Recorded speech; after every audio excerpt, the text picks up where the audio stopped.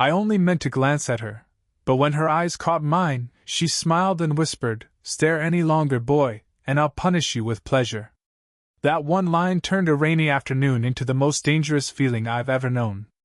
It was one of those slow, gray afternoons where the whole city seemed to exhale at once. The rain had been falling since morning, turning the streets into shining rivers of light. I ducked into a quiet café just to get warm, shrugging off my damp jacket and claiming a seat by the fogged-up window. The smell of fresh coffee hung in the air, mixed with the faint sweetness of baked bread. Somewhere near the counter, an old jazz tune played, soft piano keys rolling lazily over the low hum of conversation. I wasn't really thinking about anything. I was just sitting there, letting the world slow down. And then I saw her. She was seated a few tables away, angled slightly toward the window, her posture so natural it almost felt like she belonged there, like the café had been built just for her. Her hair fell in a smooth, dark wave over one shoulder, catching the glow of the pendant lamp above her table. One hand cradled a cup, her thumb slowly circling the rim as if lost in thought. I don't know why I couldn't look away. There was nothing dramatic about her, no loud colors, no exaggerated gestures. Just a quiet presence that pulled my eyes back to her every few seconds. I tried to be subtle, sipping my drink, pretending to look out the window.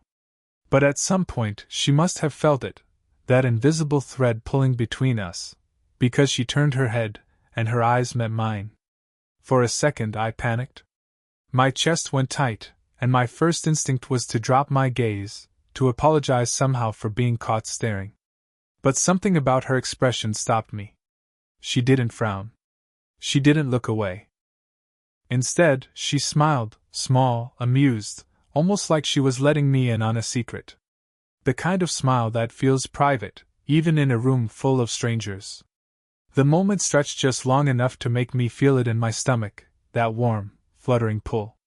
And then she looked back down at her coffee, as if nothing had happened at all. But I couldn't shake it.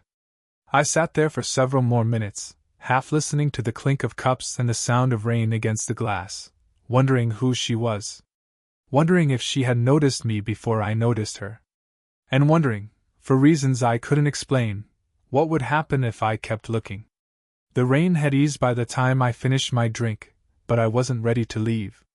Something about her still held me there, like a string tied to my ribs.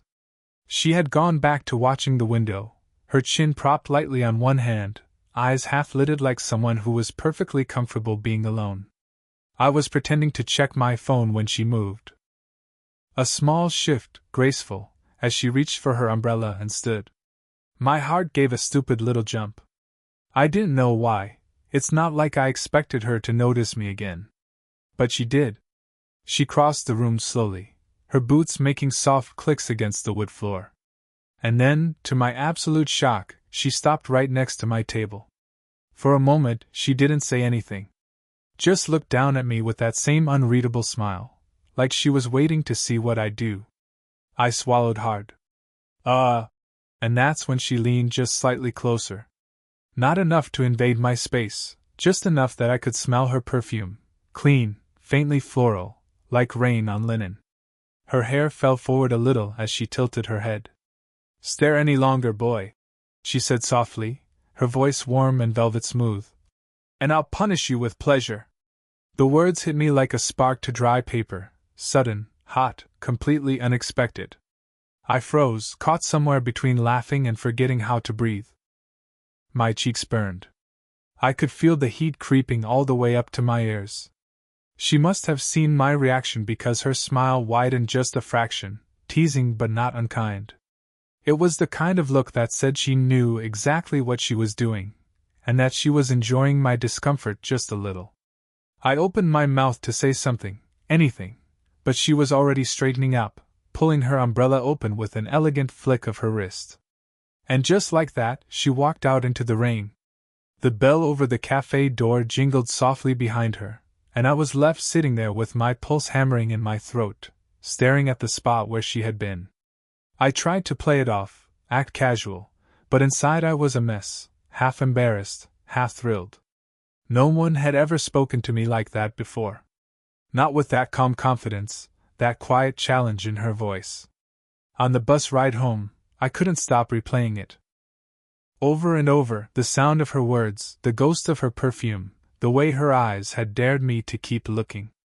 I didn't know if I'd ever see her again. But I knew one thing, I wanted to. A week passed, but she never left my mind. Every time it rained, I found myself glancing through café windows, half expecting her to be there. I couldn't even explain why I wanted to see her again so badly.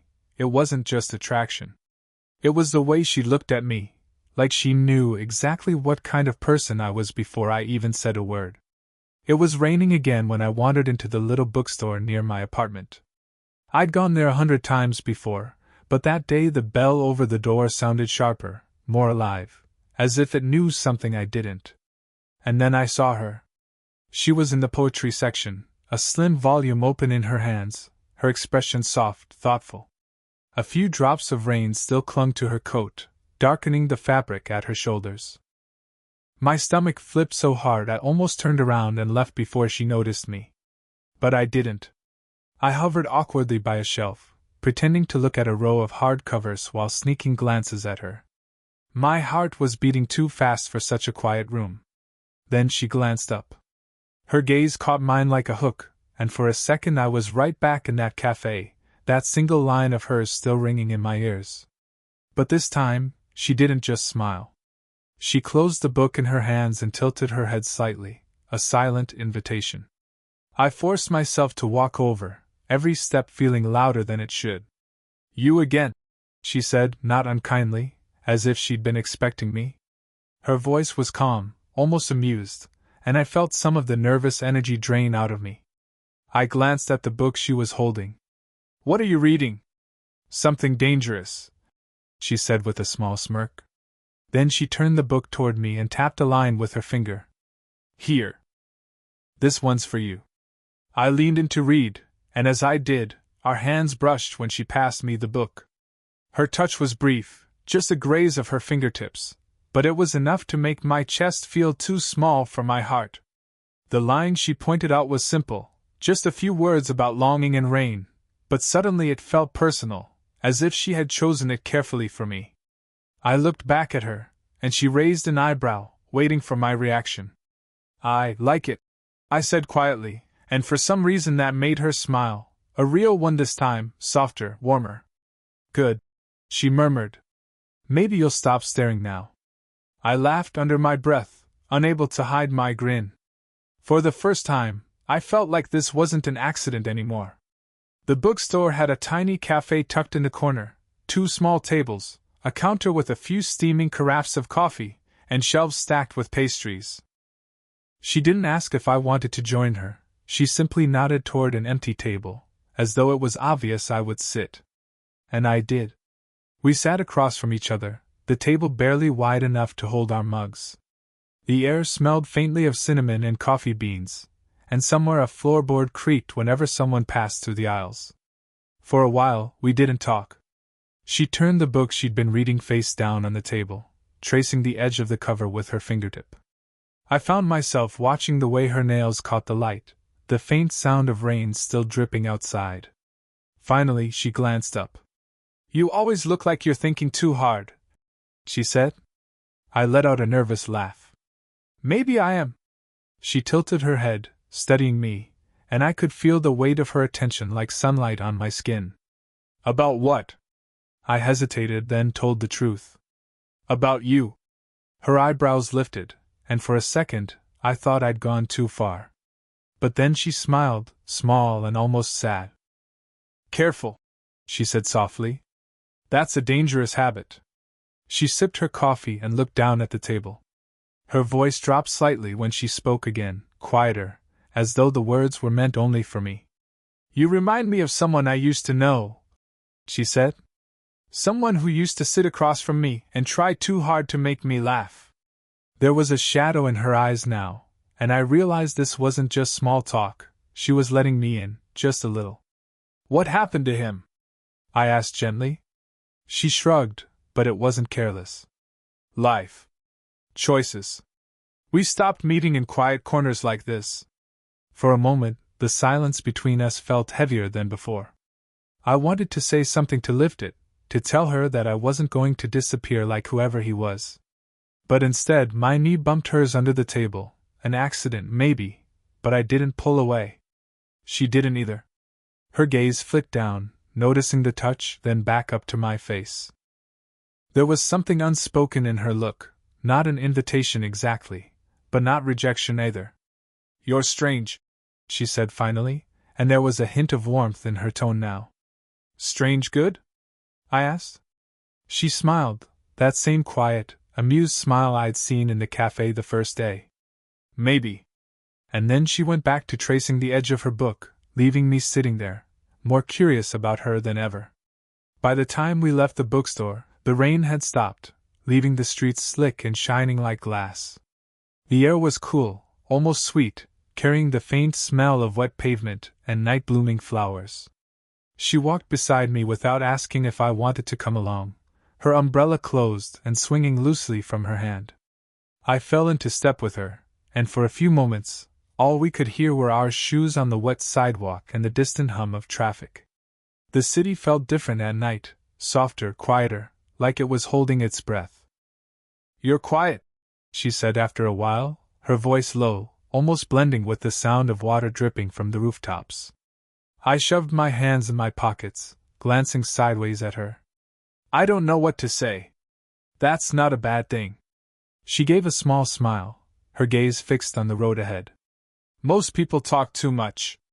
I laughed under my breath, and for a moment we just walked close enough that our shoulders brushed every few steps. Each time it happened, a tiny shock of warmth shot through me, like static. At one point, a gust of wind blew her hair across her face, and she stopped under a street lamp to tuck it back behind her ear. The light fell over her like a halo, catching on the curve of her cheek and the glint of rain still clinging to her coat. I don't know what made me stare, maybe the way she stood there so still, or the fact that her expression had softened, her guards slipping just slightly. She caught me looking. Her lips curved, not into a smirk this time but into something smaller, more complicated. She took one step closer, and suddenly the space between us felt charged, like the air just before a storm. "You're too young to look at me like that," she said softly. Her voice wasn't teasing now, it was serious, almost vulnerable. I swallowed hard, my chest tight. "But I can't tell you to stop." The words landed heavy in the quiet street, and for a moment neither of us moved. The whole world seemed to still, no cars passing, no wind, just the two of us standing there with the glow of the street lamp pooling around our feet. I wanted to say something, to close the distance, but my throat felt locked. She held my gaze for one long, stretched out second before finally stepping back. "Come on," she said gently, turning away. "You'll catch cold." I followed her, my pulse still pounding, knowing something had shifted between us, something I couldn't take back. By the time we reached my apartment building, the night had deepened into that soft, blue-black quiet that only comes after rain. The streets were nearly empty, save for a few headlights gliding past. I hesitated at the door, unsure if I should invite her up. But she was the one who decided for me. "Do you have tea?" she asked, her tone casual, but her eyes holding mine a fraction longer than casual would require. I nodded, my voice catching a little. "Yeah, I do." Minutes later, we were on my small balcony, mugs in hand, a blanket draped across both our shoulders. The city stretched out below us, glistening under the streetlights, every sound muffled as if wrapped in cotton. She sat close enough that I could feel the warmth radiating from her, a steady presence against the cool night air. The blanket shifted when she leaned back, and her hair brushed my arm, just enough to make me aware of every inch of space we were sharing. For a long while, we didn't speak. It wasn't uncomfortable. If anything, it felt like the silence was saying everything words couldn't. I found myself tracing the rim of my mug, fighting the urge to look at her too long. Then, without warning, she reached for my free hand. Her fingers found mine gently, like she was testing whether I'd pull away. I didn't. Instead, I let my palm turn to meet hers, feeling how cool her skin was against my own warmth. She didn't say anything, but her thumb began brushing slowly over my knuckles, a quiet, steady motion that made my pulse race. Every little stroke felt deliberate, grounding, like she was letting me know she was here, with me, in this moment, and nowhere else. I glanced at her, and she met my gaze. No smile, no teasing this time, just an expression so calm and open it made my chest ache. "You make it very hard to keep my distance," she murmured. The words weren't playful. They were honest, almost fragile. I swallowed, my throat tight. "Then don't." She didn't answer right away. Instead, she shifted closer, her shoulder pressing lightly against mine beneath the blanket. Then, slowly, she let her head come to rest against my shoulder. The world outside felt impossibly still. The hum of distant traffic faded, the air cool against my face, her weight a quiet reassurance at my side. I sat there, heart thudding, afraid to move, afraid to break whatever spell had settled over us. It wasn't a kiss. It wasn't a confession. But it was enough to make me feel like something between us had just become real. The city was still asleep when I woke. The first thing I noticed was the faint gray light spilling over the balcony floor, soft as ash. The second thing was that she was still there, not a dream, not a passing thought, real, sitting quietly with her knees drawn up, the blanket draped loosely around her shoulders. She hadn't noticed I was awake yet.